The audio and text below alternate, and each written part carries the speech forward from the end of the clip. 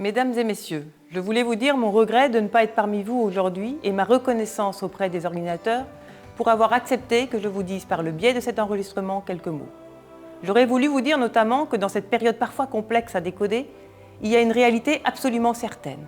Nous allons à très court terme être confrontés à la raréfaction des ressources, de l'énergie, des métaux, des terres rares.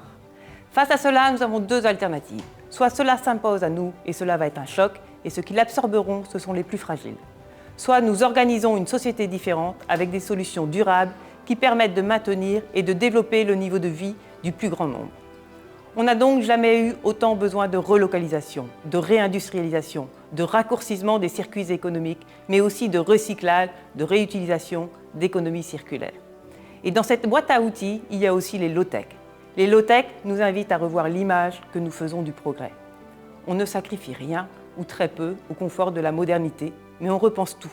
La manière de construire, de fabriquer, de réparer nos usages et nos besoins. Aujourd'hui, qui a vraiment besoin d'une sonnette connectée? Personne. Qui peut se passer en revanche de l'imagerie médicale pour les diagnostics pathologiques? Personne non plus. C'est une société heureuse et une créativité décuplée pour vivre mieux et durablement sur la planète. En somme, penser l'usage avant l'objet, c'est se dire que la frugalité peut être créatrice de valeur. Et les champs d'application sont importants.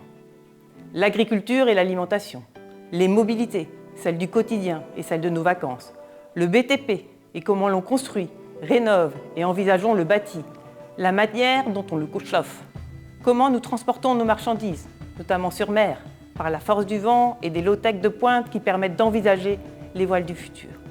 Et nous pensons que la Bretagne a tous les atouts pour positionner son territoire en vaste démonstrateur à ciel ouvert. C'est pourquoi nous avons inscrit les low-tech au cœur de notre stratégie régionale de recherche et d'innovation. Nous soutenons également le Low-Tech Lab de Concarneau et qu'avec eux et l'ADEME, nous lançons une expérimentation à l'échelle territoriale pour diffuser et élargir le champ d'application des solutions low-tech. Il faut essaimer partout où le low-tech peut faire la différence, c'est-à-dire là où la consommation de ressources est importante et les marges de progrès sont les plus grandes. Enfin, vous dire également que comme toutes les idées d'avenir, les low-tech ont été pensées d'abord dans des cercles un peu militants. Rien de péjoratif derrière ce terme, militante je le suis. Et les acteurs des low-tech ont participé à ouvrir la voie. L'urgence est forte, les enjeux importants. Ce qu'il faut désormais, c'est que les low-tech participent à la structuration d'un autre modèle économique et industriel. Et il doit toucher le plus grand nombre pour atteindre une masse critique. Pour cela, les pouvoirs publics doivent prendre leurs responsabilités. Et la région Bretagne compte bien le faire. Je vous remercie et vous souhaite de bonnes séquences de travail sur les low-tech dans le cadre de ce 10e forum des usages coopératifs à Brest.